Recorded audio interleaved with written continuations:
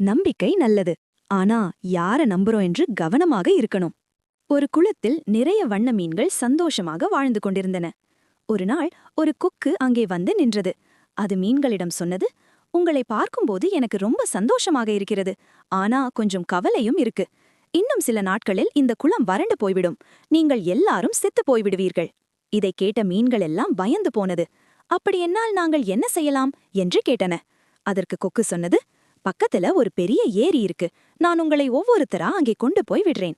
அதை நம்பிய மீன்கள் ஒத்துக்கொண்டன. கொக்கு தினமும் ஒரு மீனை வாயில் பிடித்து போக ஆரம்பித்தது. ஆனா அது ஏரிக்கு போகவில்லை.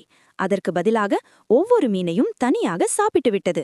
இதை பார்த்து கொண்டிருந்த ஒரு நண்டு சந்தேகப்பட்டு கேட்டது, எல்லாரையும் கொண்டு போயிட்டீங்க, என்னையும் அந்த ஏரிக்கு கொண்டு போங்க.